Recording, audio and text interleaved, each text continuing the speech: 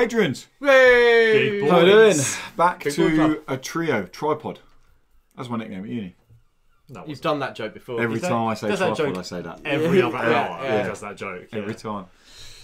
It's good joke though. It was once. Yeah, as a one-off. I mean, First, second. it's kind of like watching Jimmy Carr. Fourth. You know, the first time you watch a Jimmy Carr one, you're like, that's really funny. Second time, not all of the jokes hit because you're like, yeah, I get that. Yeah. Fourth time, none of it hits. You're like, yeah. Yeah, I could say that was Jimmy And then you Carr. just laugh at his laugh. No, it annoys the shit out of me. Does it? That's the There's point, though, him isn't it? and there's Eddie Murphy. Eddie Murphy, his laugh used to be like, Holy oh my shit. god, I love You're that right. laugh. I've never really thought about And that. then it but he reached a does point have- when you're yeah. like, my god, that just annoys the shit out of me. That's just Eddie Murphy, though, isn't it? To be honest. Yeah, I like Eddie Murphy. Have you seen stand-up stuff? Yeah, he was good in the 80s. he was good Yeah. in the 80s, yeah. Yeah, I'm he not- was I'm not okay now. in the 90s. And then, The, yeah. What's the one I watched? It's his most famous one where he like Delirious. completely Delirious. rips into the gay Where he's community. wearing the red jacket. Yeah, and he's on the about red like leather, getting the yeah. gay guys on top of the police car, and he's like, I don't remember. I've seen it Yeah. a long time ago since I watched like- that. But it's like- funny. It's funny. what was it he says? I could take the piss out of the gay community because they're all racist cunts anyway. It's like, what? Yeah. He used to be quite like Oh, he was- controversial. yeah, guy. Really yeah. edgy, he was, Yeah, yeah. but then he became Mr. Family Man, didn't he?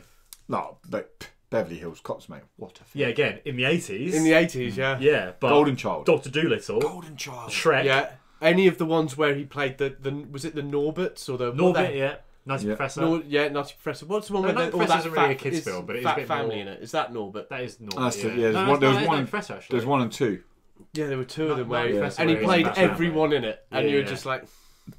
Seriously? Yeah. I like in Tropic Thunder though when the beginning where Is he in it anymore? no Jack Black's character, they do a trailer for his film The Fatties. Yeah. Fatties Fart Free. Oh, yeah. and yeah, he's yeah. playing all the And fat it is family, a yeah. full rip on Yeah. Eddie Murphy. Yeah, big time. Tropic Thunder is such a good film. That's one of my Like, favourite comedies. It's of all so time. funny. I love it. don't know why people don't like it so It's a much. cult classic now. I think it's good, but I don't know if it's my favourite comedy. One of the ones that gets me nearly every time is Basketball. Basketball's amazing. Do you know it's based on I've a seen that in a manga? long time. What? What? Yeah, see, I didn't realise this. I was manga shopping the other day, Right. and there was Basketball manga, and I was like, what? You sure it isn't the other way around? Checked it. The manga was originally written in the 80s. Well, there you go. So I was like, wow. It's very, let's say it's very different. Same idea, Yeah. but it's not as, it's a bit weird. Like, they don't do the whole, like, the t-shirt thing, but they try to put each other off, but they do it by getting a whole more romancy. So it's more like, oh, I love her. Oh, okay. So, Teen drama. yeah. It's been Right, years so- since I've seen Basketball. Basketball's It's cool. a good film. Yeah. This is your wife, and this is me. It's like nailing her from behind. I think, Dodgeball's so great. good. Dodgeball is good. Dodgeball is good.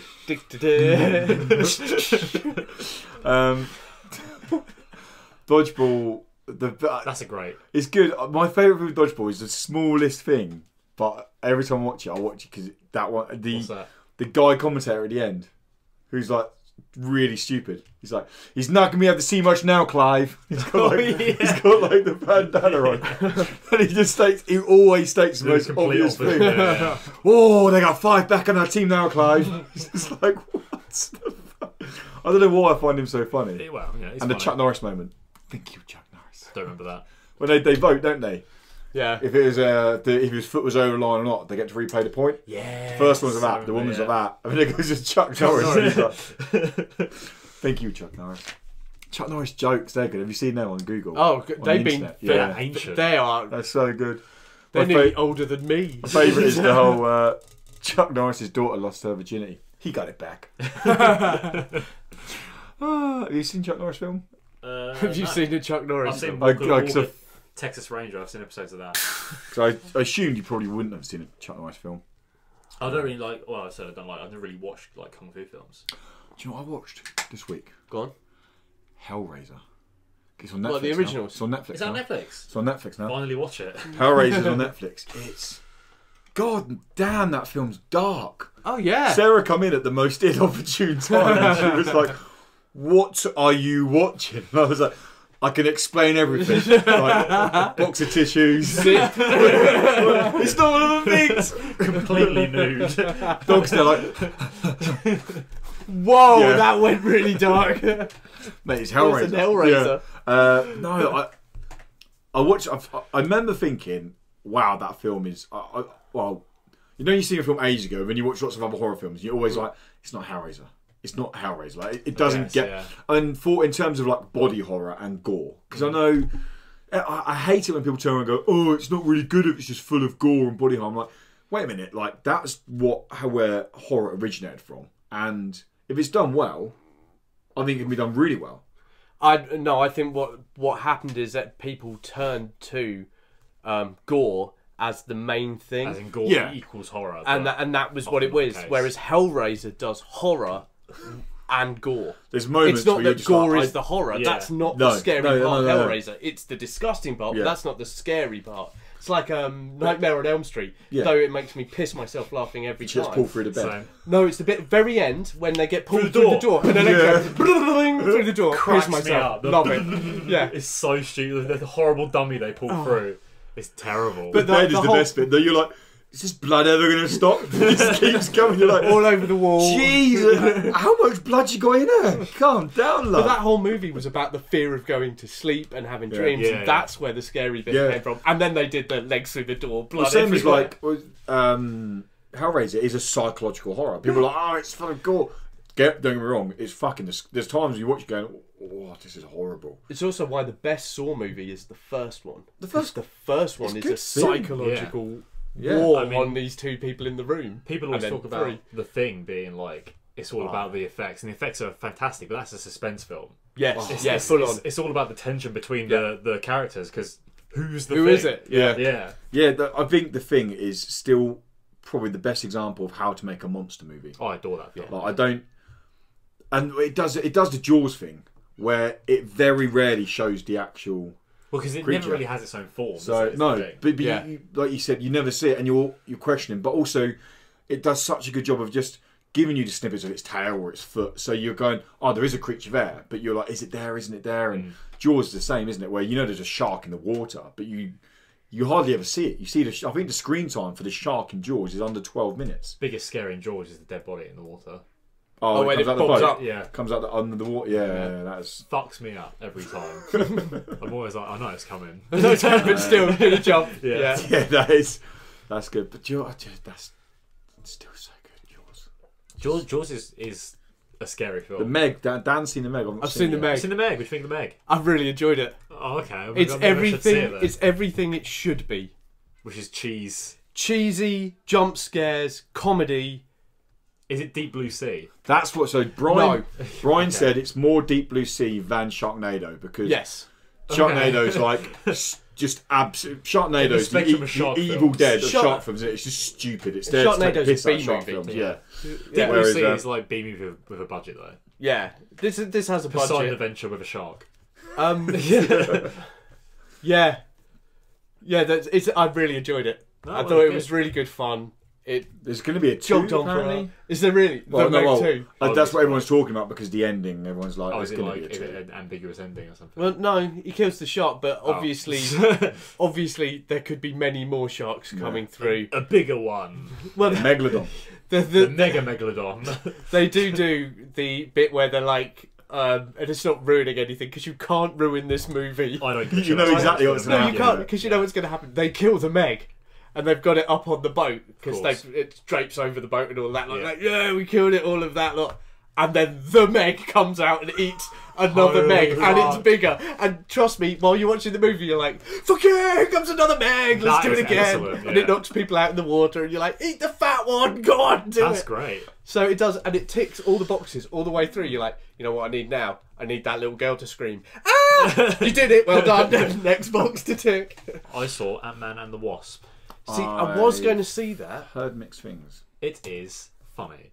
Okay. Oh, okay. It's surprising how many of the jokes in that film land. Okay. I know Marvel's sometimes good for And Mike, Thingy's really good. Not Mike, his name is Friends. you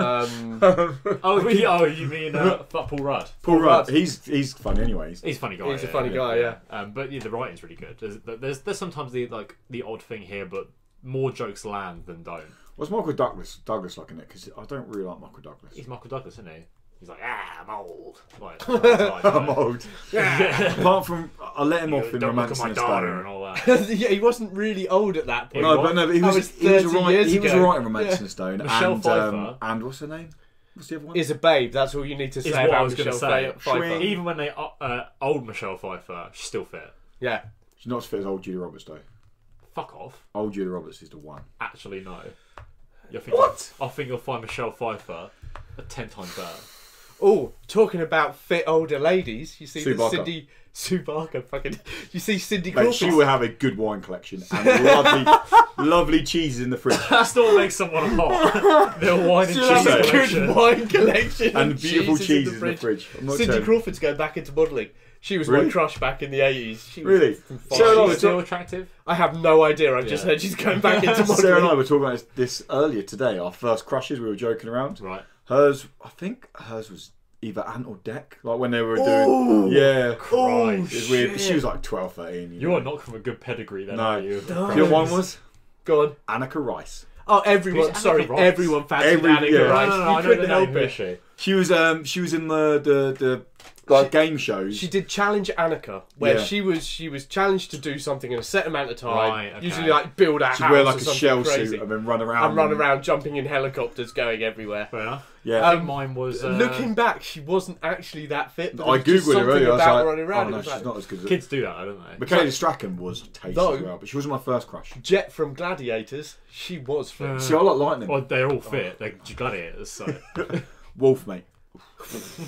Lad. Should we Should we do an indie game show? Should we go to the podcast? So my crush. Come Go on. on. Oh, sorry, Yeah, mate. yeah. Yeah, sorry. Go on. I think it was... And we don't care. So, Kirsten Dunst from the first Spider-Man film. oh, Really? Yeah. Are you kidding me? Have you seen that film? Yeah. She's fit in that film. Yeah, I've seen that film, but Kirsten Dunst just doesn't do it for me. Not anymore. I prefer Drew No, Barrymore in E.T. any. No, she's still fit. I'm not going to go there because I don't want to go into your paedophile ways, alright? So we've had bestiality and paedophilia.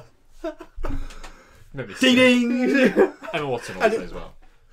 Ruby. Yeah, you see, the problem with Emma Watson Yeah. was She was a kid. she was for a you, kid, But I was younger. Where's and I the was whole- an adult, so it's It's like, the it's whole just wrong. Frankie Ball thing, isn't it? Have you seen his stand-up? When he's like, when is the right time you can masturbate over Hermione? Because we all know what she's going to look like. So can we do it in the first film thinking, I know what she turns into? Or do we do it in the last film thinking, this is actually the right time to do it? Funny thing is, in the last film, she's supposed to be 17. Yeah, It's over 16. it's legal.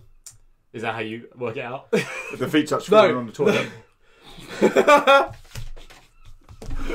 So Joking, to our no midgets, no patrons. quadriplegics. Does that mean I was legal at like 10? Probably. in Lewis's laws. That's what I've said. Really, we should move on to our No, incredible let's keep podcast digging this hole. Yeah. before we end up like in real trouble. What's up, and welcome to the Indie Credible Podcast, episode 55, a weekly podcast where we go through the world of indie gaming. We go through the latest indie games we've been playing, we go through the latest indie game news, and we normally cover a main topic, but just like last week, we haven't got a main topic this week, and that's for one specific reason. With Gamescom starting literally on Monday, as we're recording this, so the day Davis goes live, Gamescom starts, there is just indie game news coming out of every hole possible, and I'll let you take that any way you want. But yeah, indie game news coming out of everywhere. So we want to cover as much news as we can. We've got 14 news stories this week, so we kind of want to chew the fat on that a lot more. So rather than just coming up with a topic, like I said last time, we're going to actually speak about the news more. But next week, we're going to have the main topic will be the bulk of the show because it's going to be a Gamescom special. So talking about our favourite announcements from Gamescom. As always, my name's Tom. I'm Dan. And I'm still actually Dan. Is he going to take the bait? Is he going to... No. No, in all seriousness, I am Lewis. You can find me at What's Up Woody on Twitter. Tom, you can find him at Shriek and Profit on Twitter. And you can find Dan at The Dice Bear on Twitter and anywhere else. Just type in The Dice Bear and there he pops up. How's the week been, gents? It's been busy. It's been 2 weeks for me. Busy. It's been Oh, 2 weeks, yeah. weeks. Yeah, it's been 2 weeks. You better have You were in played some indie Manchester, weren't games. you? You was Manchester last. Hey. Yeah, that's right. Yeah, that's right. I'm a Mancunian now, so Right, nice, I cool. was there for 4 days, so that means that I am one of them. Yeah. I am one of them. Yeah, it's good. Manchester's Nice. good, isn't it? It's a nice No. place. I don't mind it. No, I don't like Manchester. Although we did take the copious piss out amounts of it of last substance week. abuse, so it was great. Cool. What, you or just the people walking down the streets? All of us. Yeah. They just give you drugs when you get. I did notice that. When you get off the train, they're like, "There you go, mate." I went there. I went there Yeah. when I worked with the bank, and we got off the train. I'm all suited and booted, all of that lot, and some fella comes up to me and goes, "Do you want some whiz?" And I'm like, Whiz. "What the fuck is this? What is Whiz? Is it 1990 again?" It's always 1990 in Manchester. It's just like, what the fuck is this? Yeah. He's going to open his jacket and have Definitely Maybe on CD and cassette in there ready to sell me. You're just like, what the fuck? But I played a ridiculous amount of games. I went to an arcade in Manchester. Did you? Yeah. Yeah. Two-floor Nice. arcade, and it was fucking excellent. Cool. There's some good games there. That is good. And there's some decent comic shops in Manchester as I didn't well. see any. Did you not? No, but I assume there would be. It's quite cool there. There's quite a lot of good places to go. Well, it's a shop big wise. old place, isn't it? So Yeah. you same as like Liverpool or even Brighton. If you live in Brighton, you've got a supply of whatever you want to get in terms of comics. In Easy terms to attain stuff there. At least they're not using 90s slang to sell you drugs, though. that's true. Want to buy That's some true. Whiz? Yeah. Buy some whiz. Whiz. Fuck is it? What is Whiz? Honestly. Speed. Oh, because you go Whiz. I'm guessing so. Whiz. I'm Should we guessing get so. off the topic of Drugs, shall we? of narcotics and go on to indie games? One in the same, if you ask me. As I said, this is actually an indie game podcast. You can find us on YouTube. You can find us on pretty much all podcast services. The benefit of finding us on YouTube or watching us on YouTube is every game we speak about, you have a trailer behind us playing, and you can see us. You can see some context of the game that we're trying to describe, because we're not very good at describing the games, but we're quite good at just sharing our impressions on them, unlike IGN lead editors. So let's go on to Start Tom. the beef early. Hello. You start. Yeah, I played loads of games. I don't know Cool. where to start. What have you played? One I'm interested in. Indie so games. many. One I'm very interested Is it in. Beat hearing Saber? about. Yeah, Beat Saber. I played Beat Saber. Oh, have you? Yeah. Nice. Beat Saber's so much fun. Yeah. It's exhausting. Yeah. And it's very stressful because I was playing it in my mate's bedroom and there's like just enough space for VR. Oh, Like shit. just enough. Okay. And so like I was scared of like moving too much and like Yeah. I start smacking his computer or something. So like I was being quite reserved with all the like you have to dodge like the Yeah. balls Yeah, that come yeah. towards you and stuff. But when it came to just slashing things, that was great. It's good fun. I'm terrible at it. PSVR end of the year. Yeah, Yeah. Nice. And get it when it comes out because it is the most like Have you seen the guy easy to pick up on and play. YouTube who has made his own controller for it? He's made a Darth Maul. Oh yeah, I And have seen yes, he's no, I've like, seen and he's that. insane. Yeah, he's like incredibly good. Yeah, someone comment like the video's like Jedi Master or something. Beat Saber Jedi Master, and he is fucking ridiculous with it. I'm not him. Carry on. Fair dues. Yeah, I was incredibly bad, to be honest. It's something about once there's too many things coming at once, I can't register which way to slice it with. Like, my brain can only focus on one thing at once. Is the controllers, so is one blue and one red? Yes. So if they switch sides, you've got to, Yeah. and you're across. There is a lot of this and like giving it all that. Yeah. That's what that guy, the double ones, like double hits their one, and then he Yeah, spins like, it around like. yeah. It's just. I did pose. I turned one round so it was coming out like the back that Oh, way. right, yeah, And I was yeah. standing like this to be extra cool. But then once the beats start coming, You're like, ah! it's useless and you can't Yeah, actually okay, play. cool. I played Gorn. Yeah. Go on, yeah. Yeah, Gorn's really fun. Cool. I Just don't evolve a like. digital game. Is it? Yeah. I didn't know that. I don't like that if you don't kill someone in enough time that it just ends the match. That really bugs I've not me. played Gorn, so just describe Gorn to the. Gorn is basically a psychopath simulator where you are like a gladiator in a little arena and some guys are coming at you and you basically just tear them to shreds. And you just fight them with various weapons and means of destruction. I like to take my time when I kill people. So Like to like, be methodical. so I'd like knock someone out and then I'd pick him up by his neck and I'd like hold him up and I'd be like, "It's morning, son," I'm like ready to get him. And then the match would end because I'm taking my time. Because there's no fun. It's no fun if you like just doing that to beat someone to death well, that's not Yeah. fun. Yeah. I want to make it funny. You know, Yeah. I want to tear people's heads off and Yeah. like use one guy to threaten another guy. So maybe a mode that's more casual. Just like- no Casual total murder. Yeah, casual murder. That bugs me. There was one guy there who doesn't play games, and we got him playing Gorn, and it was terrifying because he did not understand just to stay still, and he kept walking, like moving around the room, swinging like full force with the controllers. I was literally like huddled in the corner of the room, like fucking hell, like I was terrified of getting smashed. He like proper hit the wall, took a chip out of the controller. Like he was not holding back, and it was horrible. Yeah, but funny to watch. But it was incredibly tense. Sounds like a night out in Manchester, actually. Yeah. Pretty much, yeah. What else did I play? Just so much, honestly. Nice. Fallout, Mortal Kombat, every Mortal Kombat you could think of I've played, and destroyed my mate Charlie every time. Nice. I'm bad at Mortal It Kombat. must be bad. He must be awful. Yeah. But he was getting so angry, so it was, nice. was so good. Because I don't know how to use any fatalities. Right. So it'd be like, finish him. And then I go... Yeah. and punch him, and he would just he would start shouting, and he'd be like, "Fuck's sake, use a fatality! Look at the menu!" I'm like, "Nah, that's alright. Let's just keep going." So that was good. When I went to the arcade, I played some more rhythm games and stuff. Played some Street Fighter. Played some old arcade games. The top floor is like retro, so it's amazing stuff. Played Star Wars, the Atari.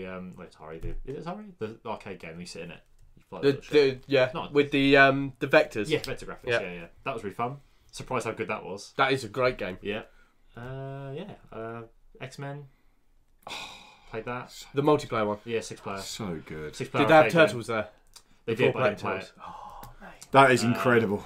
That is my favourite arcade game. I played it all the What's time. that, X-Men? No, the Turtles. Turtles. Is it Turtles Really? in Time? Turtles in Time. Yeah. I got when we went to New York. We went to a place called Barcade, and I made Sarah come and play with me. And we were there for about an hour, and she, after about 45 minutes, kind of got into it. Yeah. Because at first she was like, and I was like, "Look, you've got to try. Otherwise you're off the team. All right, you've got to try." It's no fun if you don't try.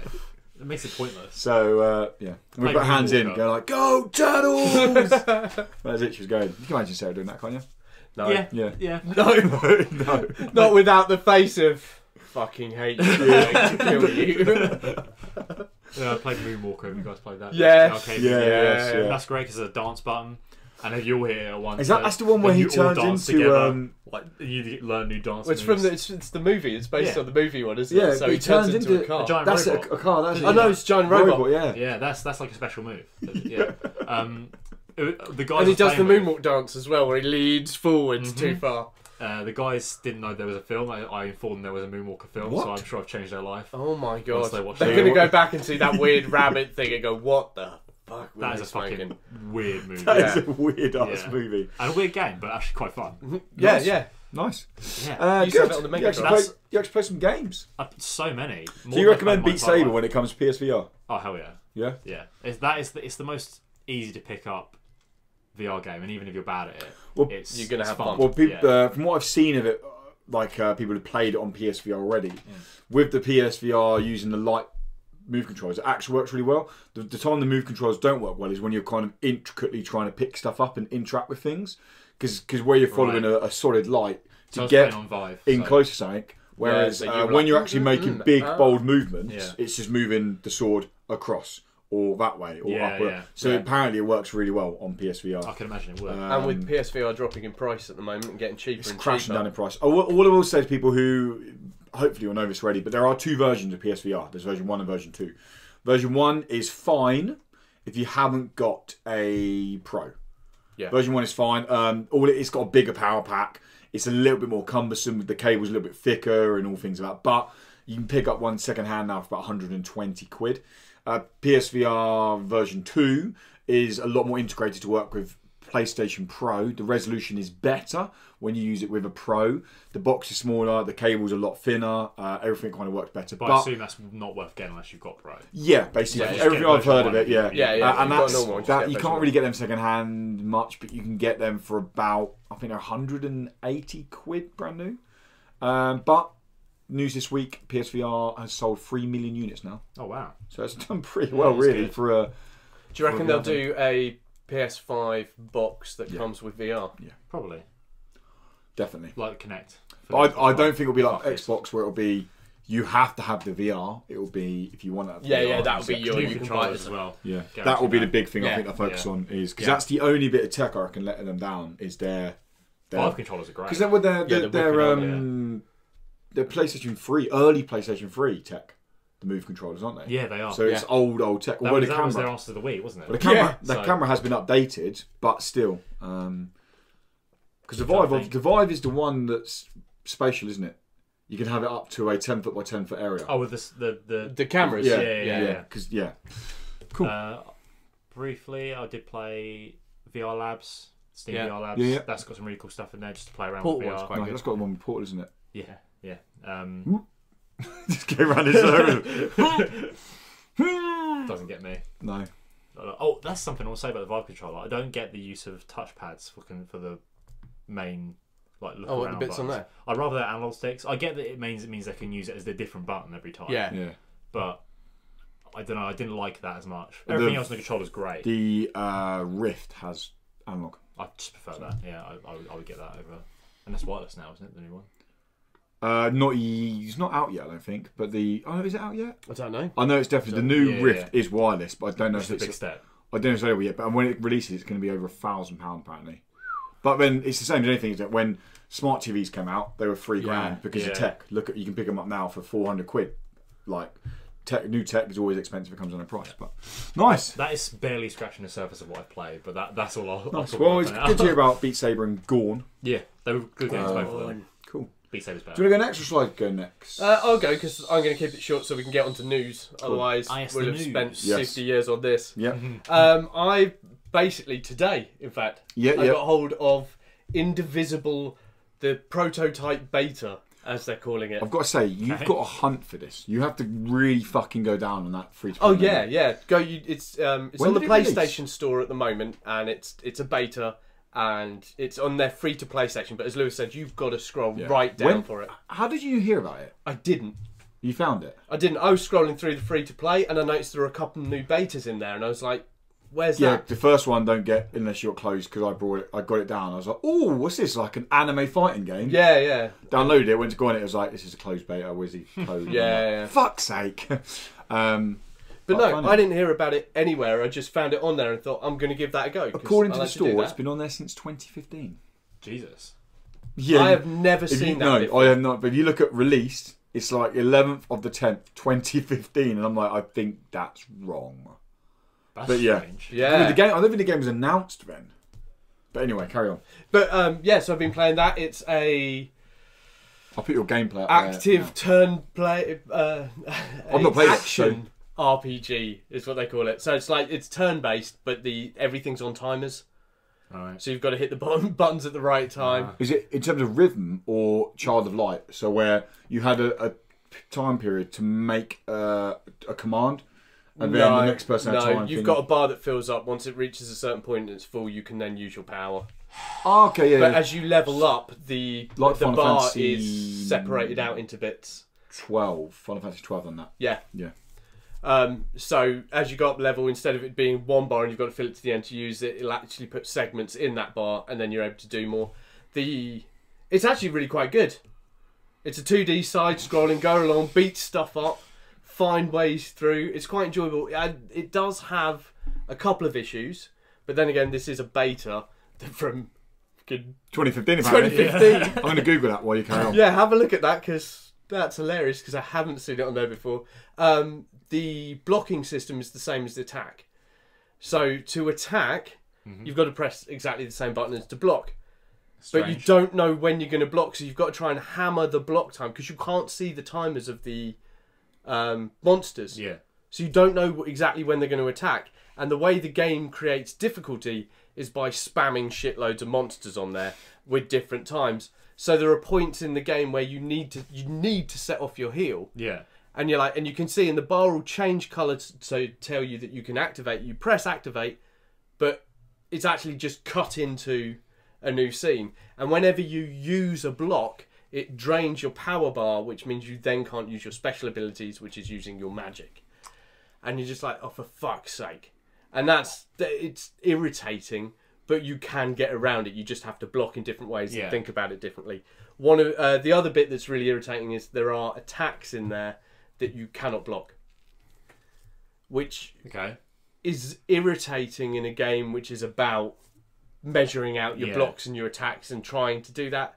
To have unblockable attacks is strange choice. You just know that what's going to happen later is they're going to be their big boss, and it's just going to have multiple attacks that you can't block. Yeah. So you're going to lose, and you're not going to lose because you were shit. You're going to lose because the game has designed in that way. Yeah. false thing. So those bit annoyed me. Graphically, I really like the look of it. Nice. It's got this really nice cartoon style. The monsters are quite funny. There are these ladies with long hair, and as they attack you notice all they have is a face and guts that come out, and you're just like, and they puke on you, and you're like, this is gross. But yeah, Nice. In the gameplay, I only get to the first boss. Okay. Where it's a little bit beta, and I lose. And then I was like, right, I'm going to stop the video there because it was about 28 minutes long. And I went back to try and kill monsters, and there are only 2 monsters left. There aren't respawning bits because I thought you'd be able to go back So you and can't farm. grind. You can't grind. Luckily, those 2 gave me enough points To level up. to level up one of my characters, and then I defeated it. Okay. Defeated the boss in the next bit. Well, And apparently that's the end of the demo. the demo's been available since the 23rd of November 2015. So that's right then. Yeah. Yeah, but I'm guessing it's been a case of they've kind of updated it, like as the games got closer. They've At kind a of. certain point, Or it's going they- to stop being beta. But it's to release on PS4, Xbox One, Nintendo Switch, and Steam the first half of 2019. Oh, okay, so that's why they put it onto the yeah, so thing. I don't know if it's been on PS4 that long, but that's when the the prototype demo initially released. Was That's a long time. That's a hell of a long time. yeah. Considering there's a demo, makes you wonder how big is the game going to be? How much, like, because obviously the demo might only be the first hour. Well, no, the demo's just after that boss I kill, and that's Okay. the end of the demo. So you can if they run it spent- in about 20 minutes. So they spent nearly 4 years almost Yeah. developing the rest of the game. How much more of a game is there? Fucking hell. I should hope a lot, to be honest. Well, either Or it's it's going to be a fucking lot, tight. or it's going to be a massive disappointment when you get to it. The bit it needs, because you don't get any of it in the demo, is there's no story. There's Okay. no Not at all. extra bit.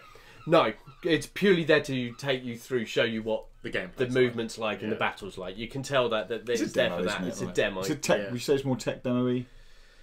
Yeah, Like, yeah. It's proof of concept. okay. Sort of Nice. thing, except you get no story. But the visuals on there, you're like, this could have a brilliant story. And with the nice monster design, and Yeah.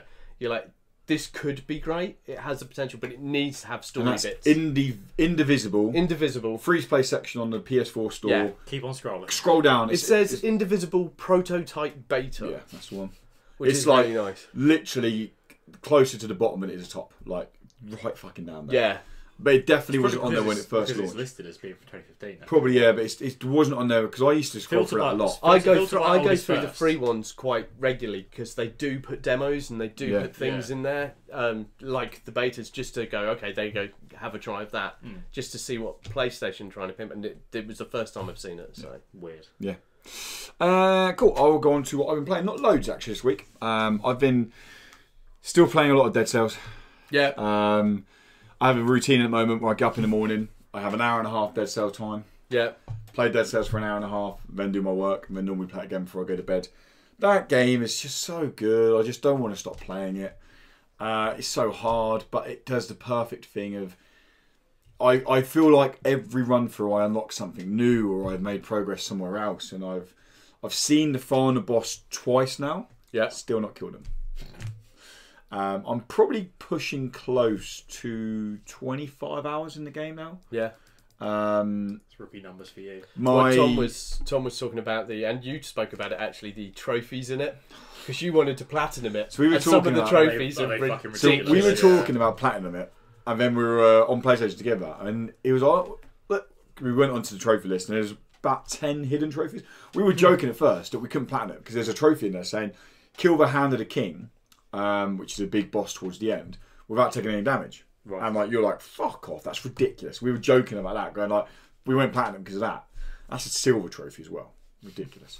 So we were like, I wonder what the hidden trophies are. So we went on there to the hidden trophies. Yeah.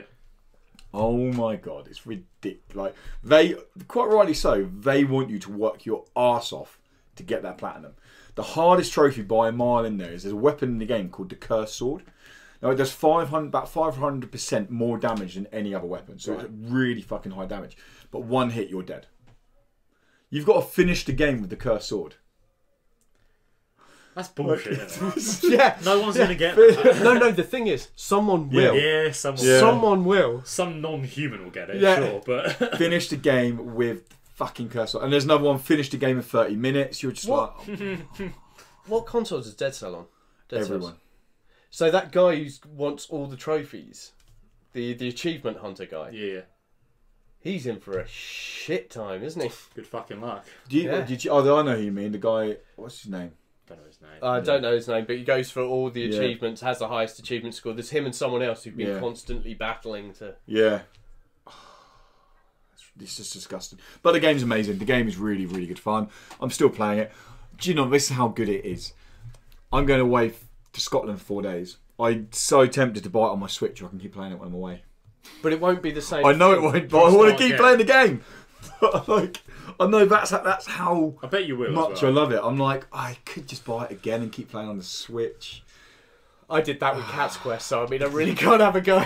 And the other game I'm playing, I can talk about this because the review will go live Monday, and the podcast might come out slightly later on Monday to make sure we don't clash with the embargo of this game. And it's the Fall of Light Darkest Edition. Fall of Light released middle of last year on PC, but the Darkest Edition hasn't got much new to it apart from a few bug fixes and things like that. And it's coming in like the console version, coming to PS4 and Nintendo Switch. PS4 on Tuesday, Switch on Thursday. It's an RPG fantasy adventure game.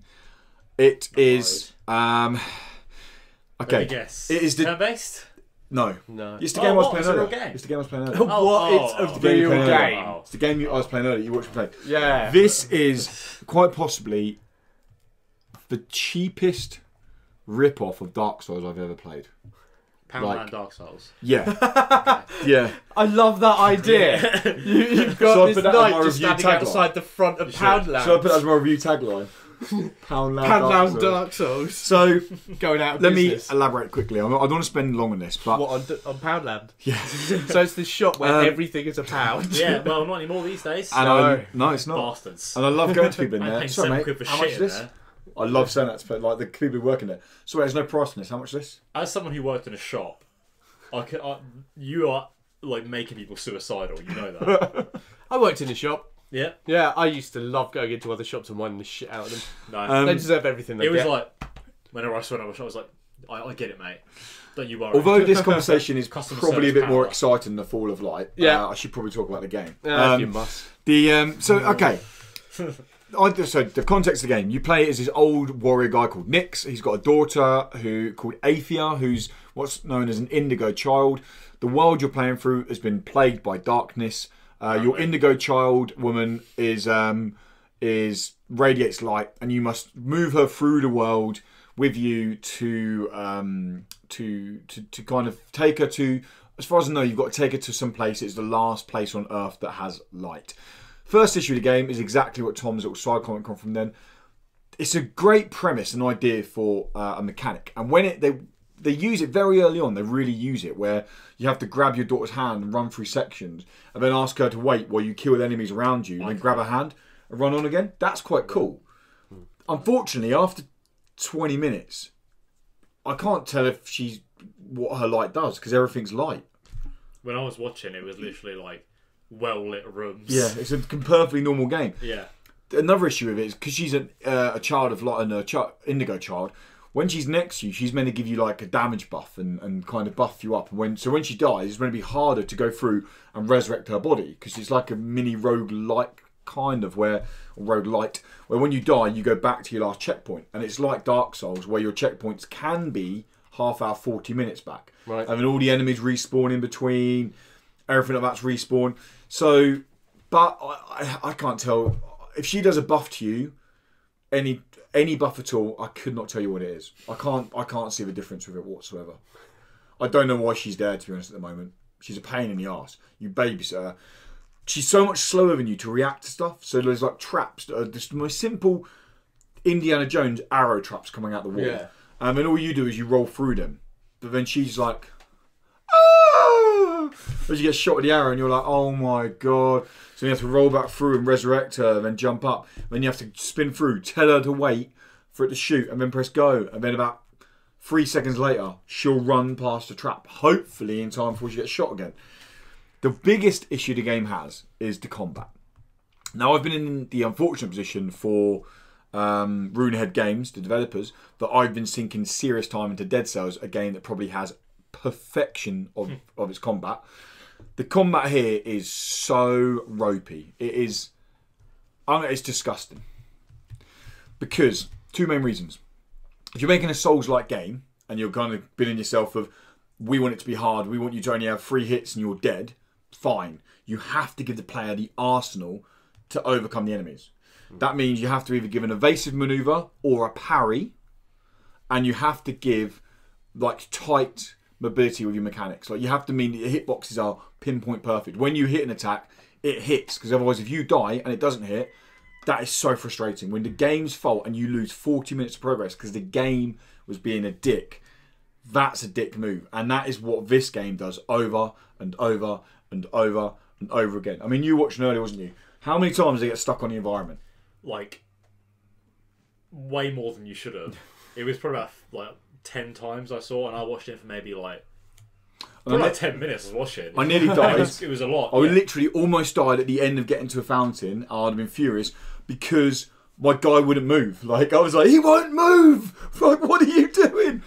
Oh my god! It didn't look fun in the slightest. I've never seen Lewis sound more depressed. Like I love, and I will still say it to it, I love challenging games like Dark Souls, Bloodborne. Like a game that's the reason I'm putting so much time into Dead Cells is because not only want to finish it, I want to fill up every jar. I want to do everything in the game because it's a challenge, and I love kind of giving myself a pat on the back and going, yeah, do you know what? You deserved it. Well done. Go Lewis. Do you know what? I had a thought today. I'm not going to do it. I'm not going to do it. You're not going to have that thought. Okay. I almost stopped reviewing this game, and I almost was going to record some gameplay footage and put a video out there saying why I refuse to review this game. Right. Jesus. I almost done that because I was like, why should I put myself through stress and time in a game when it doesn't work? Like, because you asked me the question, is it better than Past Cure? Yeah. No, because Past Cure worked. It worked in terms of a game mechanic. It worked fine. It was boring as hell, and it didn't know what it wanted to do. Yeah. But if I told the game to do something, it done did it. Yeah. This doesn't. And what's even worse is I went onto the Steam page because honestly, some pretty reputable sites have given the game like 80s and 90s on its score. Jesus. Saying it's like the indie gem of Dark Souls. And I'm like, what the... That's fucking... Are you kidding me? Like, are you actually kidding me? If you want a Souls-like indie gem, then you've got things like Dead Cells. You've got Hollow Knight. You've got Slain, for crying out loud. Like, I know they're 2D, but they were inspired by the Souls-like genre. And Fall of Light Darkest Edition... So what's the one you played at Rest? Sinner, Sacrifice for Redemption. Yeah. And we played it on the Switch. We played it. I played PS4. You played Switch. Yeah. It ran beautifully on the Switch. It was great. Yeah. Okay. It was more boss rush, but it was very Souls-like. Sort of gimmick to it. But the game was more Souls-like. anime, wasn't it? Very like the sword you had were fucking amazing. Monsters that were the bosses sound monsters, but they had great designs. And they had the thing where you had to die lots to work out their mechanics. Yeah. And then you die and you're like, what the fuck? I mean, okay, that's how I do this now. Don't you sacrifice some of your health to fight the boss? So you can, so every time you go through, it gets harder because you have to open up a rune. Yeah. You have to start with 100% health bar. Yeah. And then you can go for a harder boss to start with and lose more health to then have more health with the bosses later on.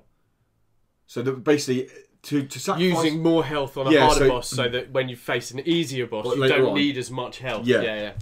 So it's that kind of mild RPG mechanic to it in terms of how you want to play the game. Risk reward. But that was tight. That game was really tight.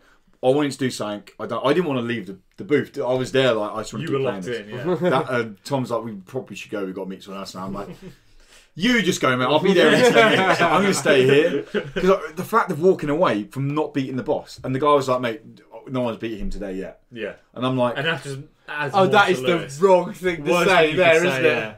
All right, mate. Pull up a little camping chair. Get us a beer, son. We're in. No, Fall of Light, Darkest Edition. I hate being down on games, and I hate giving games negative reviews. But this is not going to be a high review. Avoid the game. It's not fun. I really question to see what it's going to be like on the Switch. I think it's going to be horrible on the Switch. I'm going to be quite interested then to see what other people review it like.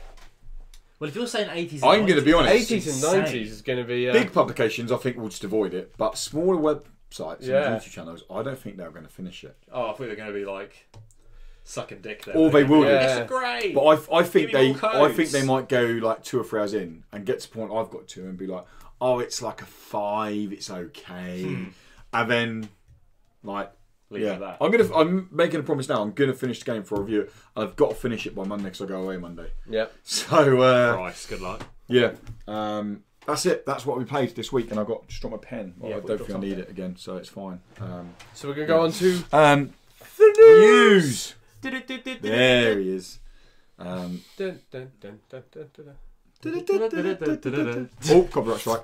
It was pitch perfect. Yeah. So Yeah, it was. Okay, news. A lot of news this week, guys. So we are going to not rattle through it because the idea is we actually want to chew the fat on the news as well. I'm not being rude. I'm getting up some quotes I've got to read out for these for this news. All of Dan. First up is What's this? Sorry. First up is some Yeah. First up, some pretty big. Is this the quote? Well, that's the quote there. Jesus. But this is pretty big news in terms of when you go well. Oh yes. The Chinese room, who went on hiatus. They didn't close down. They went on hiatus last year. We covered the story on the podcast. Very sad. The depending on how you look at it, potentially you and I both agree. I think you do as well. The founding developer of the walking sim. Yeah. Dear Esther was very much showed that this game could be a genre. Yeah. That actually you can make a game where you just walk around. You can make a genre that Dan hates. You are allowed to do these things. You can, but they did. And after that, there was a snowball effect, and loads come out. And then they also brought us, obviously, Everybody's Gone to Rapture. Yeah. Big news is the Chinese room are no longer in hiatus. They have been acquired and brought by Sumo Digital, the big company that have brought us loads of games. Most notably, Little Big Planet 1, 2, and 3. I can't remember. Crackdown 3's coming out. Forza. I'm looking at the list here because I think Crackdown 3 they're publishing, they're not developing. Oh yeah, no. Yeah. Well, they're going to be. They're basically publishers for the Chinese room, aren't they? They are now. So this is their fourth. That's their fifth studio now under the Sumo Digital brand. 4 in the UK. Yep. One big question I've got from this: do you think Chinese room, or I'll tell you, should I do the quote first? Do the quote. Yeah, I'll do the quote. Okay, so Dan Pinchback. Sorry. It's a good start. Good start to the quote. Let me say that again. Dan Pinchbeck. There you go. Dan Pinchbeck. It's changed again. Yeah. Changed again. What's his name? Dan Pinchbeck is the creative director from Deck or Beck? Beck. How are you Dan changing it every time you say it? Dan Pinchbeck. Okay. Dan Pinchback. Is the creative The lead Beckster. Beckster, that's what we're going to call you from now on. Is the creative lead at the Chinese room. It was, I don't know if you guys you knew, it was a husband and wife team. Yep. She was the composer, and he was the kind of developer, programmer, creative side of it. So he said, I'm thrilled to be joining the Sumo Digital, a network of studios I have a huge amount of respect for. Sumo will provide the support and experience I'm looking to take the Chinese room to the next level. Our aim is to build on the reputation I'm proud that we've earned, to create a truly world-class studio delivering bold, imaginative new games. We've already worked on some really fantastic new concept alongside discussion with partners about some new games we've already have in the pipeline. The future for the studio is incredibly exciting, and being part of the Sumo family is absolutely central to that. So they've obviously got new titles in the pipeline, that's what they've said. Yep. The question I have to you guys is, do Chinese Room, the founding members of such the walking sim, is their next title a evolution of the walking sim? Not necessarily Dear Esther or Everyone's Gone to Rapture, maybe have a run button, but more importantly, Please, dear God. There is a run bar. is it going to be a narrative but adventure? it runs like an asthmatic tortoise. Come on. What do you reckon? Is it going to be Yes, it's going to be a walking... Do apologise, everyone. It's going to be a walking sim. You think it's a walking Of course sim? it's going to be a walking sim. That's what they make. To be honest, it sounds like he kind of confirmed it there. And if they upholding don't... the reputation and everything. If they don't make a walking sim, everyone's going to be like, "Oh, they bloody sold out. Sumo bought them, and now they're making Formula One racing games," which Sumo did. Yeah. They should do a walking sim Formula 1 game. Yeah, well, you walk to the car, but then you get to watch the car on the track Complete tangent. in the wrong direction. Complete tangent, because we love doing it here. Yeah. You'll be interested in this. Don't know if you will be. Let's find You out. see the trailer for the new Formula 1 game? I like Formula 1 It game. genuinely looks amazing. Like the whole storyline of it. Codemasters did it for a while. Codemasters do it now. It's Codemasters back. It's Codemasters back. Yeah, and they made the really good one back today. in 2016. They released the 2019 Formula 1 trailer. Yeah, and people are like gushing over it. They're like, "Oh my god, this looks amazing!" Like the actual story mode to it is all about you starting the whole go-kart. They had that before when you ran your season and you could do interviews, but it wasn't quite there. This is all like they've gone full retard on it. Do you know what's a bad game? Nice. Let's make a list. We've already had Fall of Light. Formula 1 2000. Never played it. I heard that was really bad, so I avoided that one. On PlayStation 1, it is one of the fucking shittiest racing games I've ever played in my life. Really? It's terrible. Unplayable. That's probably because you're playing it. But anyway, back to Chinese Room. So you think Walking Sim? Yeah, it'll be, of course it will. I think it's going to be, you know, Greece, the one we saw, you said like Fez. Yes. I think it's going to be kind of an artsy-partsy platformer. Because they've got the composer, his wife. Yeah. I think it's going to be very kind of musically driven. Because Sumo, as a development side, have a big history of platformers. Right. I think it's going to be a... But Sumo won't do that. The reason to buy a new company is so that you can produce something else. So There's no point buying in more of the I think same. they acquired Chinese Room specifically for Chinese Room games. Yeah. So you mean like Ela, like the one we just saw the trailer for earlier, the narrative adventure episodic. You think it'll be something like that? I think it'll be a straight walking sim. I think we're going to see another walking sim. And to be honest, story-driven. They're really good at it. That's going to be the other end. If Chinese Room don't release a walking sim, you're going to have all the fans saying what I said a minute ago, saying they sold out. At least one more. Yeah. Give us like good walking sim. I liked it. Their first game. You liked it. Yeah. If you could fucking move, I'd probably enjoy it. If you could make it. The bit that really annoyed me about Everyone's Gone to Rapture is like, it's just like a real country village. I grew up in country villages. I went to country villages to get wasted. I've never once been in such an empty country village. Well, that's the point. The Raptures happened, didn't it? No, I'm not talking about no people. I'm talking about houses. There was a pub, and that pub didn't have houses crammed next to it. I know what you mean. Yeah. No, you go to any country village where the pub is, you've got another 20 houses trying to molest it. To be fair, it was Wales. They have like 5 houses in Wales, so. But they don't have any sheep in the but they're all attached to the pub. With sheep racks outside, so you can, keep your girlfriend out there. They're like strapped up, ready to go. Yeah, it'll be interesting to see what comes of it. What do you guys think? If you're watching us on YouTube, then comment below. What do you think, or what would you like to see Chinese Room's next game be? If you're listening, team@indie-credible.com. You can email us, and we'd like to know your feedback because we want to start reading them out at the end of the shows and kind of have a little section based around your guys' feedback, thoughts, and impressions. Next piece of news. I get for this one quite quickly. Super Street the game is so Super Street apparently is a racing franchise brand. I think it's a magazine. Yeah, I've never heard of it. It's like a street racing thing. I don't know what it is, but they're making a game. It's been independently developed. I can't remember who, which is really bad. But it's finally got its first gameplay, which is weird because the game comes out on the 6th of September, and they've only just shown us what gameplay looks like. Okay, with Spider-Man. Yeah. The gameplay footage is quite cool.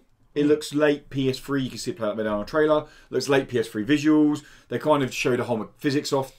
The difference around this game is it goes back to what Need for Speed Underground done. You start with a banger, and you don't get to buy a car. You have to upgrade tune your car up. Yeah, get the parts. A lot like Need for Speed. Yeah. And it shows the trailer you can see now shows you like banger car.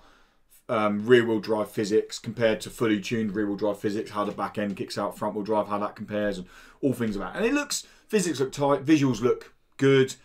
It's the kind of game that I'm instantly going to get into because I like racers, I like arcade racers. I'm going to give it a go. Super Street the game. You can go check out more trailers on YouTube, or you can see the trailer playing behind us now. Next up, sci-fi story adventure game Ela, a game I mentioned a minute ago. It's got a release date, the 6th of September. It's coming to Xbox One and PC. It is a narrative-driven sci-fi story game based around a mum who's stuck on a space station. The AI goes it goes wrong, and you're kind of trying to solve what's going on. And there's the trailer we saw got snippets of family drama in there, isn't it? It's got all going on. It's quite nice. It's visually, I mean, it's walking sims always visually look good. Yeah. You know, because if they don't, Jesus Christ, what have they been doing? It hasn't been making a run button, is it? So, but I get it. I get the idea of a walking sim, but and these games, but they need to be more now. Well, obviously we don't know what the game is yet. But... The one I played at Res about the set where you keep jumping back into medieval time. I can't remember it now. Indie dev guy. It's set on the south coast. Yes. Fuck. It was a walking sim. Yeah, I wanted to play it. But it was really interesting because it was dealing with the plague. The detective. No. I don't know what you mean. Really can't remember it. But in that, there were things to do. You were interacting not only with the story, but you were solving puzzles. You were doing all sorts to it. And because when you jump back in time, whatever you did there affected the future world, there was always something going on. And it was quite compact. Yeah. So the fact I couldn't run, well, you actually could run and run at a decent pace. So you didn't have to, though, because it was all very close to each other. Because it was a small medieval village. This is something I said to you about Tacoma. Like, everything's so close to each other, you don't need to run. Yeah, I still haven't played that. You should play that because I don't think you'd have that problem. Maybe this would be in sci-fi setting again. The corridors are very narrow and it all looks very compact and small. So it's episodic. I should say that it's only episode 1 released on 6th of September, which I quite like the idea of because you know it's going to be a 2-3 hour game. Yeah, you get your story, you get a break for a couple of weeks. I will say though, with episodic games, I do like to wait till they're all out and then play. And then play the lot. Yeah, I like playing them, digesting them a little bit, and then. I don't know, waiting like 3 months for another. No. Yeah, I get too impatient. But yeah, 6th of September, you can grab that on Xbox One and PC. Sticking with the sci-fi narrative adventure games, The Station, a game that I reviewed earlier in the year, really liked. We even sat down and had an interview with their creative lead on it. You played the game as well, didn't you? Yeah, on PS4. Yep. And quite enjoyed it as well. Yeah, I thought it was good. Yeah, it's getting a physical deluxe edition, which comes with a kind of map in the case and some little perks, shall we say. But more importantly, the game is getting a PSVR update along with the physical launch. I said straight away after I finished playing the game that I think the game would be amazing in VR. It's the kind of environment I want to explore in VR. I want to be on a space station. I want to see what a space station looks like. I want to walk around and touch and pick things up. Obviously not actually, you know what I mean? Like spin objects around that aren't available in reality. That's what I want. That's the idea to me of virtual reality. And it's fully getting a full virtual reality release date. It's getting a full PSVR release date. Release window is coming towards the end of the year. And I definitely recommend if you've got PSVR or Rift or Vive, because it's coming to Steam as well, then jump on it and check it out because I think it'll be really cool to kind of play through that in VR. Definitely. Necro Barista. One of the best game titles, I think, this year. Oh, yes. Necro Barista is a 3D visual novel kind of point-and-click game that is coming early in 2019 to PC and all consoles, including Switch. But it's got a PC with demo available now on Steam. Just watch a trailer playing behind me while we're talking about this. This game looks cool. Yeah, I was said before, especially for Switch, it's something very different for the Switch, isn't it? So yeah, and it feels very much a Switch game. I know everyone says that statement now, but it does feel very much like a Switch. We say it all the time. Every week we're like, oh, it's coming to the Switch. Oh, it's perfect on the Switch. Perfect, love it on the Switch. But I think any story game like that I haven't got a Switch. Is nice on the Switch because you don't want the whole fast-paced I don't want fast-paced games on the Switch. I like the kind of relaxing. What's the game called? The game's called Winter Hall from Lost Trails Games. Yeah. I knew. Do you know where I found that from? That was on the dicebear.com. Yeah, I did. I had to go there to find it because it was in my top 10 list. The Necro Barista. You got very anime art style. Yeah. You got really cool kind of hipster character. You got a barista, edgy like barista. You've got this weird anime chick person, and it just looks. I like this pose. I like the way they did the speech bubbles as well. So it was almost comic book style speech going through. Yeah. And up next, a new indie game announcement. We love when new games get announced. I might be saying this wrong. I want to call it Grease. Yeah. Grease or Gris. Grease. I keep flip-flopping on that. Yeah. First I was like Gris, then I was Gris again. Or maybe it's Juris. You know, like GIF. Possibly. Who knows? It's coming to PC and Nintendo Switch later this year. It's being published by Devolver Digital. And the reason I mention that is because it's very different to anything I think we've seen them do in the past. and it is a very visually striking. I'm super into the look. Watercolor. I think it's really pretty. Game that. So the very short statement we got of the game is it is a puzzle game. It's a platforming game, and it features skill-based sections. That's all we know of the gameplay style of it. You can see it playing now. It looks... there goes my chance. It looks nice. You made a very good point about it after the trailer, which was... it looked a lot like... It doesn't look like Fez. It has a lot of similarities to Fez with how it was the movement through the world. It wasn't flipping the size like Fez does, but it was the square blocks. It was looking at the puzzle styles that Fez does, and it looked very much like it was an exploration game. Yep. So you're going to end up in this huge world where you've got to explore and you've got to figure out. I kind of hope it is. Yeah. We both noticed there was a lot of journey stuff. I instantly thought journey. Well, that's kind of the way the character flows, isn't it? The dress it wears. Scope. Environments. I thought scope, journey, you felt so small of this one. The times when the camera zoomed out, fuck hard journey. So I was like, wow, there's a fucking huge world here. Yeah. And the exact same, there's times when that camera pans away and there's this huge environment you're going through, the watercolor environment, and you're like, wow. But I also think visually or aesthetically, it looks a lot like Supergiant games, like Pyre, Bastion. More specifically, Transistor. It looks a lot like Transistor. But that goes back to that whole. It's kind of has that hand drawn, like overlay to it. The colouring of it. I like the animations. Like, you jump on the platforms, and then the watercolor kind of sinks into the visuals as you go. Flows with it. It just looks very nice. Yeah, the animation was gorgeous as well. Yeah, very smooth. Yeah. And like I said, are you surprised at something that Devolver put a name to? No. No. No. I mean, they know what they're doing, but we were saying it's not very Devolver. They're always a bit more kind of edgy, hipster. I think what Devolver have always done really cleverly is they've been really good at putting out edgy games and making people go, "Oh, Devolver Digital, they do the one with the blood splat and that lot," while in the background constantly putting out these really clever, nice, arty, intelligent games that are sort of like, we do these big games with the gore because every teenage boy will buy these games. Because during the filming, we said, blood, gore, gun, shut it, you muppet, that sort of thing. And then sneaking out these really great little, shut it, you muppet. I couldn't think of anything better at that time. I went straight Danny Dyer for it. Wow. While putting out these great little indie gems, and nearly every single one that is this quiet one has been incredible. And I can't think of any right now. Yeah, even worse. But I know I played them because I remember finishing them and then seeing Devolver Digital at the end and going, no. But it's later this year, and it's only PC and Switch at the moment. That's the only place it's coming to. So you'll be able to PC one, hopefully. Oh yeah. Hell yeah. Moving over, because we have two sides of news this week. So much news. Sides. News a game part 2. that Dan and I played at EGX Res. Tom didn't. I did not. But you've seen the trailer. You can comment on it. The detective point and click game Lamplight City has got a release date on PC for the 13th of September. I'll be surprised if it doesn't come to consoles in the future. I hope so. But yeah, what do you think when you played it at EGX Res? I really liked it, but then again, it's a point and click adventure, and I'm a big fan. What's not to like?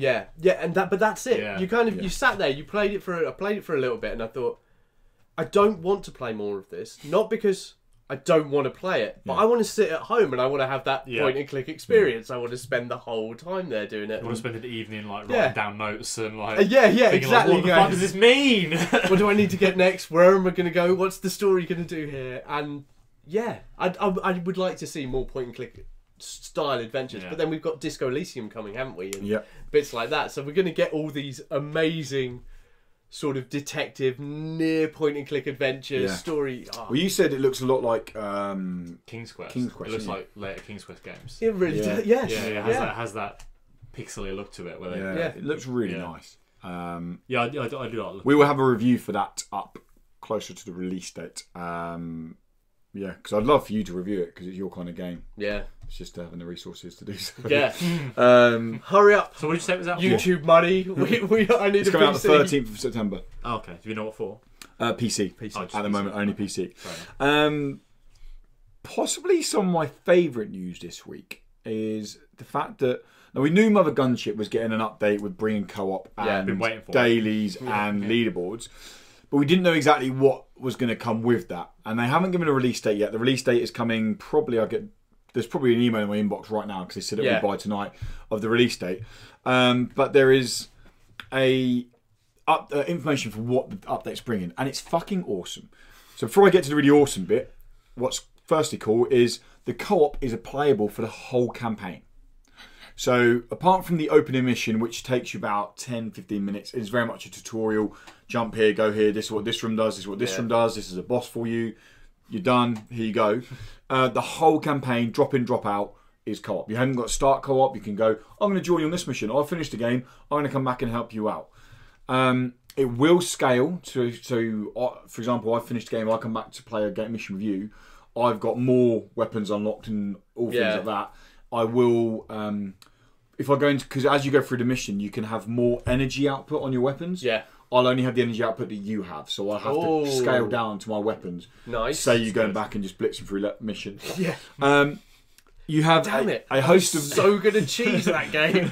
a host of new rooms, of new mechanics, of new power-ups, bugs and fixes. But the best part of it is, so when you're playing in co-op, this is my favourite bit. I like this as when one of you die, you get resurrected at the end of the level. Your partner apparently resurrects you at the end of the level. But rather than you just dying and looking at a screen like you do in Fortnite, going, "Go on, mate, I think he's to your right. I can't spin the camera."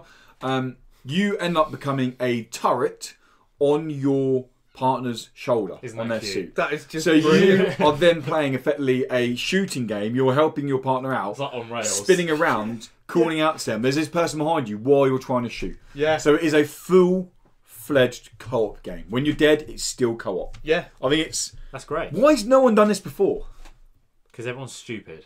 That's Yeah, why. you know what? I don't know, because it Yeah. is brilliant. What a wonderful thing to do. Yeah, it doesn't even seem like it'll be. I mean, I'm not a developer, but it just doesn't seem like it's a hard thing to put in. You've got everything there for it. Like, But then all the greatest ideas are usually the simplest, and it's Yeah. that first time someone does it, everyone turns around and goes, "Why haven't we been doing this for years?" because and also probably Mother Gunship's not an easy game, and it punishes you for when you die for losing all the materials you had in the mission. And lots of in the past, developers have probably been like, "Well, if we do that, it's not punishing them." But maybe they've gone, do you know what, actually, you're playing it co-op, let's just have a bit of fun with it. Yeah, it's supposed to be fun at that Yeah, point. it's the thing. It's Mother Gunship, even though it is obviously a hard game, like looking at it, I've always thought that was like a load of fun. Yeah.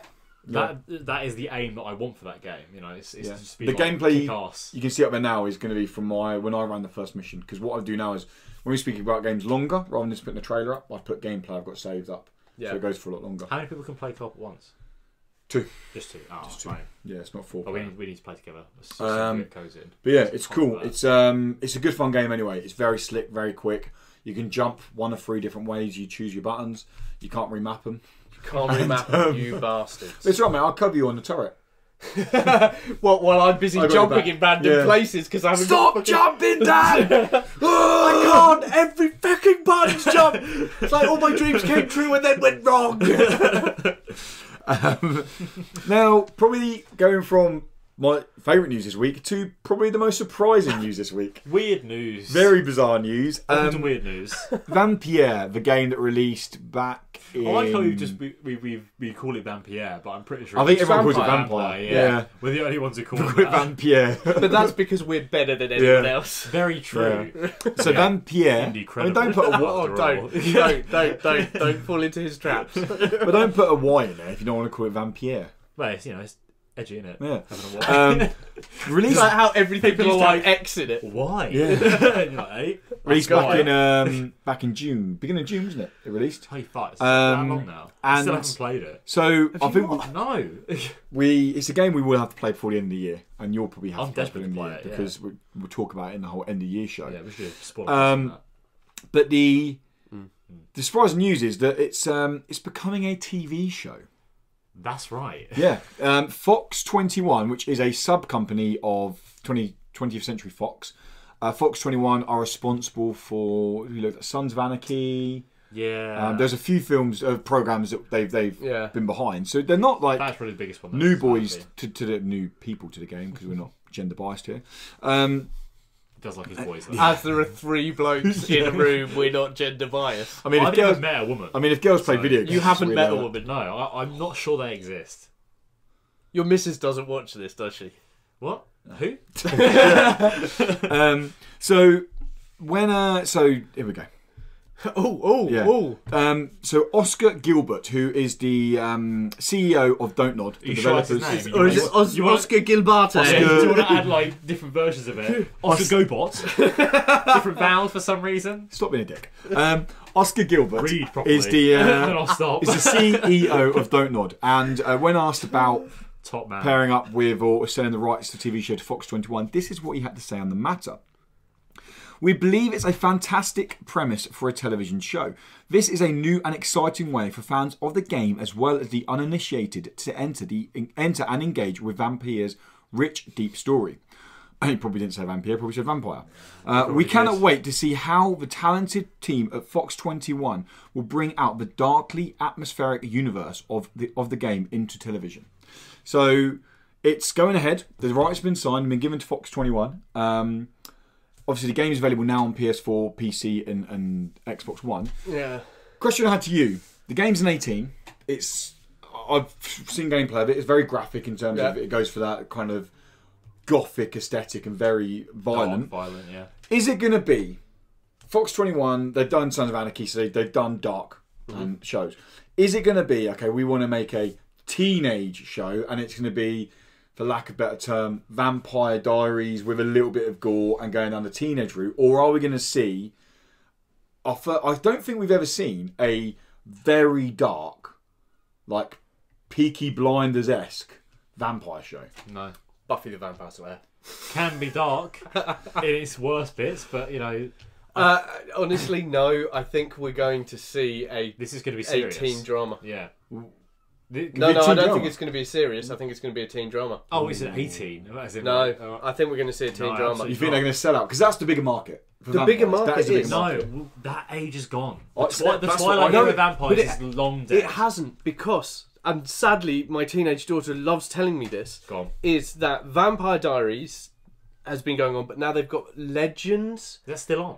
And yeah, there's a new season coming on called Legends or something like that, which is the story of Klaus. I don't know who any of these people are, by the way. Klaus. But my daughter tells me he's a half breed. The guy, the bad guy from Die Hard 1. That would be fucking awesome, and I would watch that. He's Klaus, isn't he? You repeat. His name is Klaus. No. Alan Rickman. His brother. He's not called Klaus. No, Alan Rickman's brother. I can't remember that. But anyway, so there's a Legends one coming. There's also another one coming out. New series. These are side spin-off series of Vampire Diaries about the different characters that are going to be starting and going on. So this information comes from a 14-year-old girl. So I don't know if it's definite, but the way she obsesses about these sorts of things, I would guess she's I'm going doing for that for a reason. You're going for Vampire. Yeah. I'm telling you right now. Yeah. People want serious shows. They want their Game of Thrones. They want Breaking Bads. They want Walking Deads. This is going to be a serious. You think this is going to be drama. Fox 21's attempt at trying to get hold of that? Mm-hmm. It's going to be dark. It's going to be dramatic, and it's going to be grim the whole way through. Quick random spitball question. Go for it. That's the lead guy from Vampire. Picture of him will be up there now for you guys. Yeah. Who casts him? Zachary Quinto. Who's? Zachary Quinto? Elaborate. Sylar from Heroes. Spock from the new Star Trek films. Oh, yeah, I know him. He can do intense. He can, but there's nothing intense, mate. It's all based in Victorian London. He's a little bit... intense weren't invented back then? Tense. They were, but Tents were invented before buildings. What do you mean no? Carry on. I'm trying to find a pen. But yeah, I'm telling you right now, Zachary Quinto can pull that off. Plus, he needs a starring role because you hear Chris Pine's like. I'm going to be weird and say someone who's very obvious. Here we go. It's never gonna do it. Tom Hardy. Guess who I have on the phone right there Tom with Hardy. a picture of him. You'll be able to put it up there for me. That is Tom Hardy. Yeah. I'm tired of Tom Hardy. He'd have to thin down a bit, lose some of the bulk from some of the bits he's done with Venom and that lot, which he's more than capable of doing. Yeah. But that's Tom Hardy. I think it's Tom Hardy. Or Helen Mirren. Yeah. Oh, God, that would be immense. Helen Mirren. They don't have to do the game, do they? So they could literally take a whole female protagonist and go. Oh, true. Yeah. But the idea of someone who's half human and half vampire, and they got to eat to survive, but they don't want to eat, they want to help people out. It is a good idea for a TV show. I think it's full on team drama. It's Silo, I'm telling you. Well, Heroes, that was his whole thing. Slytherin. He's Silo. Okay. Yeah. And I want him back on TV because he was good. I think he makes more money in films. Why would you do TV? I've seen He probably does, but I've seen so many he things. does American Horror Story though, so he still does TV. So many that's things true. recently around fucking Firefly. After you told me about it, keep hearing things about it now. Firefly's so good. You hear things about Firefly every month. all the time. Yeah. I see. I've never many, paid attention many to it because years. I've always been up there. But since he's mentioned it, it's now been on my radar a little bit. I'm like, fucking hell. Watch it, man. It's so Stop good. talking about Firefly. There's no That is- point because there's no end. There is. It's a film. There's Film Serenity. ends it. You said it was rubbish, didn't you? No, I said it's decent. Oh, okay. Listen to me ever. No. Have you Okay. not noticed this is our 55th Yeah. episode? Christ. You should know by now. He hasn't been there for all of them. No, it's about his 30th. Is it? Like that, yeah. I feel like I've done more than that. I think so. No, it just feels like it, mate. Yeah. Trust me, we think it every week. Yeah, we've been doing Um, it for 55. It kills you. Okay, Um, up next, Another Sight is a game that we have joked about in the past because they've kept releasing trailers where you get the tiniest snippet of gameplay. You get nothing. Yeah. And Yeah, you get a title title. cards. You get a title. Mostly, you get a title. Yeah. They finally released or announced a release date. Unfortunately, it's only for PC at the moment, the 6th of September. But they did come with a side note or a footnote saying that it's definitely coming to consoles, including Switch again, by the end of the year. And we got a nice 2-minute 40 gameplay trailer, which again you'll see playing up behind us now if you're watching us on YouTube. The game, as I've said before, is set in London, in 1899 London, in the time where the London Underground was being built. And you play as Kit, who falls through the ground. You then have to explore the current buildings of the London Underground, and you come across a cat called Hodge, and then pairing together you have to solve what basically looks like classic 2.5D side-scrolling puzzles. I'm not fussed in any way. No? It just doesn't grab me at all. Maybe I'm being a dick, but like even the graphics, I'm just like, don't care. It reminds me a lot of, I said to you guys earlier, you mentioned about the Alice in Wonderland game, but for me it reminds me of, there's a little indie game called Never Alone, which is you play as an Eskimo and a fox, and you play through these winter environments, and you have to kind of send the fox off to get through gaps you can't get through, and then they have to go through the snow, and they get through. Be a lot of that, It's like with the expansion, it was about a 4-hour game, and what that game done really well, I've mentioned this on the podcast before, every time you finished a level, you had like a 5-minute documentary style clip of the Eskimo tribe that you were playing as. Oh, right. And it was like really in depth. That's like, very cool. And basically, it turned out the game you're playing was a very rich folklore for them, and a story they used to tell their kids. And then you're playing that out. That is cool. I would love it for this to have something like that where It won't. no, it was kind of going around the building of the London Underground. This part happened bit of here. history about This happened the here. Yeah, actual like building. but What you looking Yeah. at? Sorry, I was just looking up because there is a lot about this game which all the way through there? was reminding me about Alice in Wonderland. Oh, yeah. The cat, the bits like that, The way, she she's dressed, the falling way she through talks. the hole into this. Everything about underground, it, they're talking about it. So I was just looking up at when the Alice in Wonderland was set. So, and by looking at this, so the first one's set 1865. Okay. The next one is was Through the Looking Glass came out in 1871. So I reckon this is just the next in the line. okay. I think this is an Alice in Wonderland story, and I think we're just seeing it set in 1899. Interesting, okay.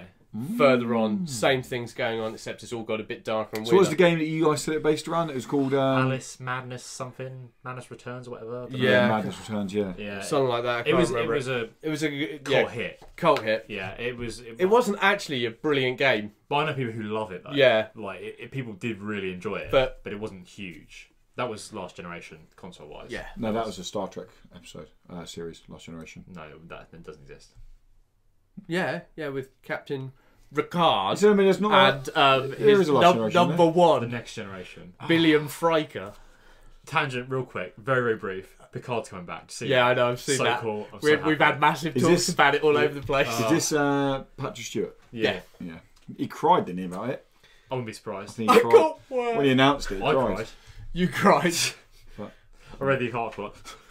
But yeah, so another site, I reckon it's an Alice in Wonderland game. I think Even if it's not technically an Alice in Wonderland game. It's definitely Definitely. heavily inspired. By Again, Alice in we're going to have a review for it because I'm very interested to see how it plays. And It might have some good puzzles, but I'm just not really sold on looking at it as it is. The thing is, the whole 2.5D side-scrolling companion puzzle, as I call it, where you have a friend doing the puzzle with you, Does the cat do puzzles with you? Yeah, well, you kind of play send the as cat off to do certain things. In the trailer show, you like the cat can go to a certain area where you change can't. controls, I think. Right. Between It's been done to death now, so it has to be good to stand out. I think. Good luck, guys. I don't think the premise will make it stand out. I think even if the gameplay works well, how many people want to play an 1899 London Underground weird thing? You're going to get your Tim Burton fans will play it. yeah.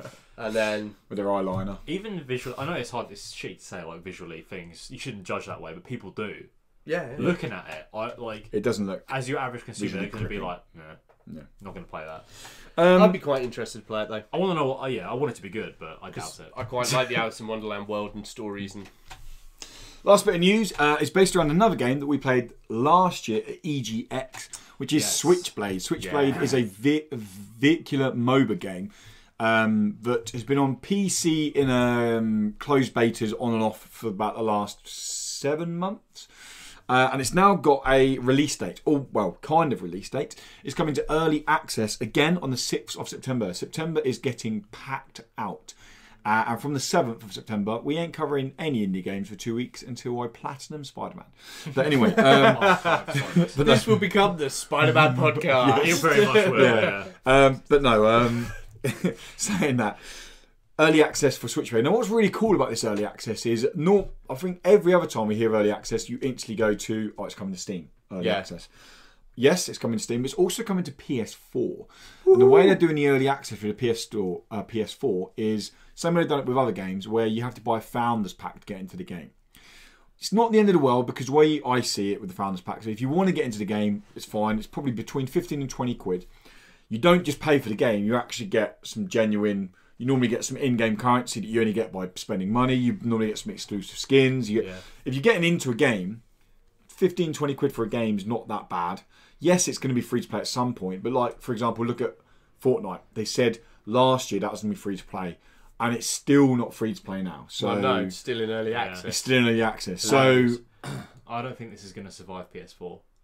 You don't? No. I mean, it's got more chance PS4 than it has I think MOBA generally, as a craze, has died down big time. It's going to go the way of like Paragon. See, I think it's reigniting. PC, if it hits the esports scene, I think it can do well. See, I think complete vice versa. Really? Because I think if you're going on PC, you're competing with the two juggernauts. Like even Smite can't compete. It's played on PC, but Smite can't compete with Dota 2, and it can't compete with League of Legends. Right. Like even Heroes of the Storm, which people like, can't compete with those top two titans. And I think when you're looking at vehicular gameplay and controlling a tank, people prefer controller and a console. That's the bit that's actually going to change it and make it work on PS4 better than PC, is because this MOBA isn't your point and click moving places. This is a driving game MOBA, and it's going to get lost. So that's where it's going to work. And it's I don't think it optimised will because for it was controller. really good. I enjoyed it. I'm not saying it's bad. I just think in the environment of the PlayStation Store, I do agree with you. MOBAs have dipped off, but I do think this is a game that people go, it's not a MOBA. People won't realise they're playing a MOBA, I think, until they actually go and research the game. Because I think people won't know what a MOBA is. It's a drivey, shooty game where you've got to smash things, and that's what it. And that is what it is. But because you can just jump in and play, you don't really feel you need to have to learn all the stats of the characters or all the special moves. This car goes boom boom, brilliant. Let's use that one, and that's what they'll do. And it's got a nice thing where the maps are open enough. Yes, there's a jungle, but it's not a MOBA jungle. It's open. No. You can see the wall. I can see the short lane while I'm in mid lane. So again, it's not like people won't see it as a MOBA. They'll see it as, like I said, the PS2 golden era when every other game was a game that you could put guns on your car and blow everything up. And I think it will survive for that reason. I hope it does, because it's a cool game. If more people try it, I wish it can. But it's going to need to have that free-to-play bit. It needs to be within 6 months. It needs to. So I think even earlier than that, maybe. I think by February, maybe March, it needs to go out now, free to play. Yeah, and then you can buy skins. I think it's going to need an external boost from like Achievement Hunter or sort of like a big Let's Play channel or something to play it. Otherwise, I think it's just Well, going to die. As long, I mean, they've funded it for long enough so far. I mean, they're not short of money. Lucid Games, they developed Goat Simulator, which you laugh at, but has made obscene amounts of money. Like, people go in there to buy like the Darth Vader skin for the goat. Like, it's insane what people buy in that game. I need to pee.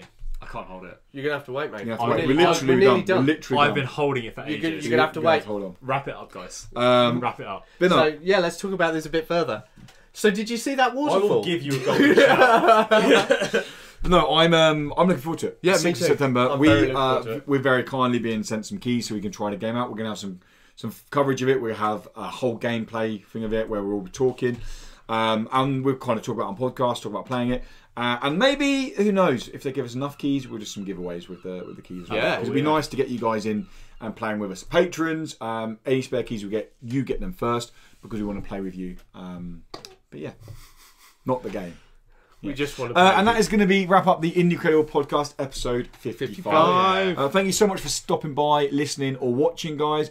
We really appreciate your support, and even if it is just watching us on YouTube, even if it is just listening to a SoundCloud, iTunes, Player FM, it really does. Like, just the stats, just the numbers really help us. But you can help us further if you like to. You can share the video or share the audio file or whatever. Talk to your friends about it if you do like what we do.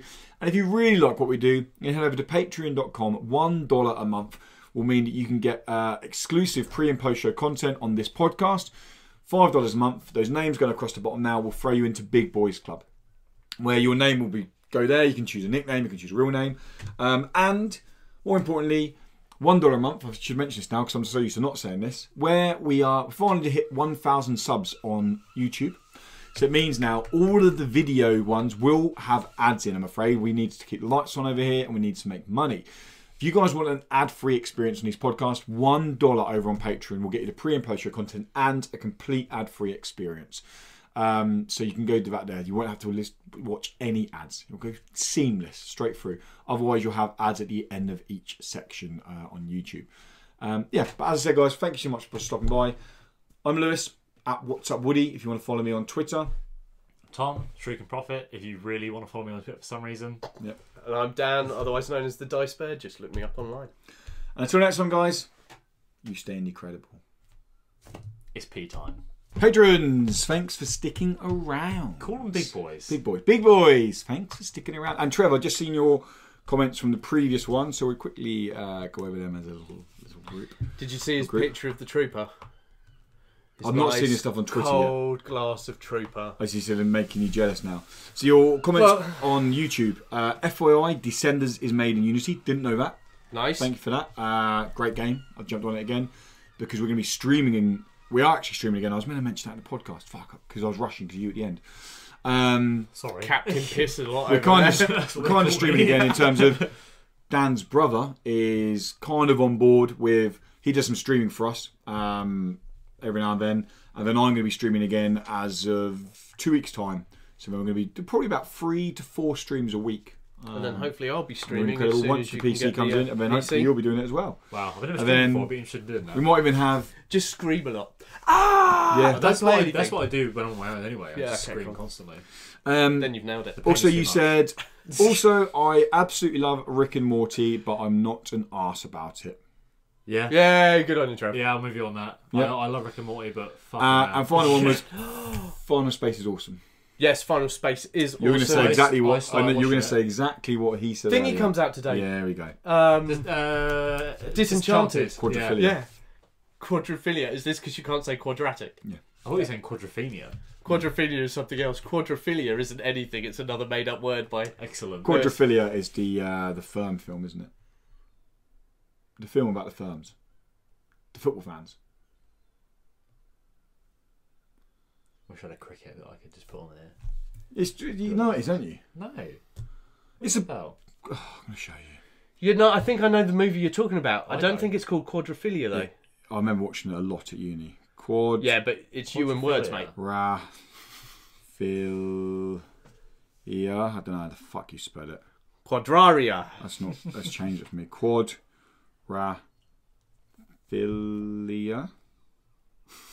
Hopefully I'll recognise it. There you go. Film. Quadrophenia, that's the Who film. Quadrophenia, that's the one we talked about a second ago. Who's the best one? Who? No, that's the that's really not old it. one in Brighton about the mods and the rockers. That's not the one I was thinking of. I've been to the alleyway where they bang. It's good. But maybe it's quadrophilia. Maybe quadrophilia, the one I said about. What did you guys mention? Quadrophenia is the Yeah. one you just looked Band. at. It's The Who film. It's about they used the Who music in the background. It's about the fights between the mods and the rockers in Brighton. What's the one I'm thinking of? I don't know. You guys keep talking. What were we talking about before I'm you? trying Fuck, to... no, went it's quad- like oh yeah, Disenchanted. Disenchanted. Yeah. That comes out today, doesn't It's it? out On now, Netflix. yeah, yeah. We're on Friday, by the way, guys. I know you've seen this Monday. before the podcast saying that it's available to watch now. Sweet. Be interested to see if that's any good. Probably, I reckon it's going to be an all right. I don't think it's I going hope to be so. great. I hope it's not Simpsons, as in current Simpsons. Old Simpsons, that'd be great. Old Simpsons is hilarious, but new stuff is shit. Futurama's constantly pretty good. Yeah. There's been some duds. I hope it really goes for the whole Dungeons and Dragons I hope it fantasy leans thing into and that. just The way leans Futurama heavily. leans Yeah, into the sci-fi, sci-fi and side the of it. science of it, yeah. But I'm looking forward to that. Yeah, I'll probably put that on over the weekend at some point, see if it's any good. Oh, I've got to figure out what's going on. Oh, you're right. Oh, I got a lot to do. Got a lot of stuff coming. That sucks. I'm kind of busy as well. Oh, I watched I watched It again. The new What, the new one? Yeah. Did you finally see the beginning? Because we missed the beginning. When we Yes, I watched the beginning. See his arm get ripped off. Yeah, I did. I didn't know that fucking happened. Jesus. I was like, holy fuck. Hell. But that is a fun film, isn't it? What did you see it? Where did you see it? I watched it online. Just Just not there. yeah. It I was was. just wondering if it was on Netflix or something. I or looked for it, but Amazon. no, I thought it would be, but it's not. Yeah, it's about the right time of year now, isn't Yeah, it? it's for it to over be a hit? year it's been out now. But it's. I realised I was watching it. It is Goonies meets Goosebumps. That is exactly what it is. Yeah, I suppose it is, isn't it? Yeah. And it's just a bit of a fun film. It's The not- next one should be out soon, shouldn't it? Yeah, I was looking at the casting for that because I didn't know. I was worried. I was thinking it's going to lose the charm because it's not about the kids anymore. Yeah. But the casting's pretty good for the kids. I was surprised some of the picks. Do you know Bill Hader? Yeah. He is playing Finn Wolfhard's character, the Malfoy With one the with old glasses. one, yeah. Yeah, he's playing him as older, Oh, which cool. is, and he looks really good in the part.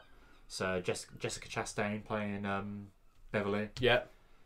I didn't know some of the other guys, but they really look like The younger kids. the younger kids, but Nice. older. Especially the guy playing the one with the pills. So I don't know his character's name. Oh, the You know, one he's nervous asthmatic, and he's got all the Oh, all yeah. the things, and Um, his mum won't let him do anything. He's the one who breaks his arm, isn't he? yes, yeah. Bill? No. No, Bill's the main. Bill's the main kid. guy. Who's playing? Kevin.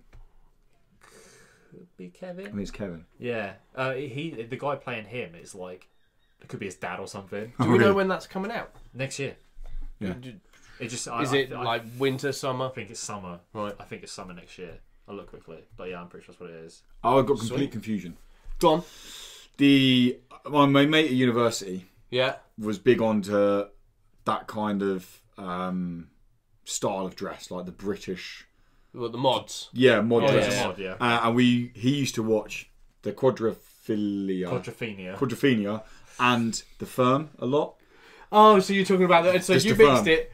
Yeah. Quadrophirmally. Yeah. But the Firm, obviously, I've seen The that. Firm and is been a like, classic. Firm, Yeah. then? The Firm It's is about hooliganism in Yeah. Right. in like the Oh, I see. So, 70s. yeah. So they're both films about a culture Yeah. in But the 60s. I found 70s something era, so so very interesting about the Firm. So basically, you know, It's a movie. You know Alessi? What? Alessi, the brand. No. You know Alessi, the sports brand. ELESSE. It's huge. You'll know the logo. It's very. No. So it when we were at school. Sorry, Liz. When we were at school, it was seen as like a. Is that how you spell it? Yeah. Is it like Alessi. the cheap one? Images? No, Alessi. I actually don't know what the fuck. Never that seen is. that. No, I've seen that before. I've I've never never seen heard that it in my called life. Alessi before. So Is it Elise? Elise. Yeah. Alessi. I'm sorry. But when so that brand was huge in the 70s and 80s, died off in the 90s, 2000s, and it's now back big. Well, there you go. That's why I don't know. The reason It it- died off in the 90s, 2000s. The reason That it was my is era. huge over here is because the firms. So firms are, you know what firms are, the football fans. That, Yeah. So they used to go over to Europe, go in there, nick all the Alessi stuff. So go in there, beat up the shop store people, nick the clothes, put them on, and then wear them back as an insult. And then that's why people started stocking them over in the UK for the football firms. Right. So that brand was only big over here because the firms. Wow.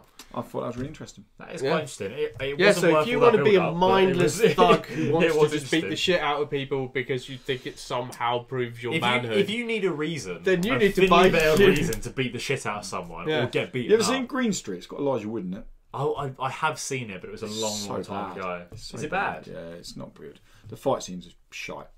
How's his English accent? It's better than Clive. Owen? Jared Butler's Irish accent. Clive Owen's got a bad everything. He's a shit actor and I hate him. He's not. He's He- fine, he's good. Oh, he's so He's bad. not a shit I actor, hate him. but He's a shit actor. He can't act to save his life. He's amazing. You ever seen I just King thought of who Arthur? could play Vampire. What? I just thought of someone. Clive Owen, No, Yeah, although don't fucking be Clive Patrick Stewart, Owen. I'd watch that. I've now forgotten his name. Brian Blessed. Worth talking. You literally, I had it. What is this, like quadrophilia? Clive Owen. No, it was... I was going to say like King I Arthur. don't want to say who King he played Arthur. because you'll instantly go, oh, him. How did you not know his name? So I'm trying to Who remember did he it. play? Come on. No, because you'll know exactly who. Jason, just Listen, say mate. it. Jason we're Isaacs. gonna Oh yeah. Oh yeah. Yeah, I was Malfoy's going to say dad. Lucius. Yeah, I was going to say A Lucius good shout, Malfoy. yeah, but good shout. Jason Isaacs. That's who I was. No, Because I- he is so sinister when he wants to be, Yeah, but and he's very charismatic. Yeah. He's not very physically threatening. Yeah. Here's when he's got a wand. What one are you on about? Excuse me. Do you know he actually tries to kill Harry in the second film? Do you know when I I got never noticed that. Offset or onset? No. It there's a part in the film where he literally is about to kill him. Yeah, He's like He was at my and he honeymoon. almost does it. He does what? he was at my honeymoon when I was on honeymoon. Him and his Oh, kids he's were at the not- same place. He's not real. Jason Isaacs Oh, isn't yeah. real. Not Lucius I thought you said Lucius Oh, Malfoy. mate. Are we talking Lucius Malfoy? You have so many difficulties, don't you? Oh, he does. Must wake up Oh, with I his thought you were shitty talking pants on. about Lucius Yeah, Malfoy. me and my wife were there, and I'm sitting there having a nice breakfast. Yeah. All of that. Look across. I'm like, I recognise that guy. Who the hell is that fella? Say hello to him. No, he's on holiday. You know what Joe said? Lad. I'd have gone up.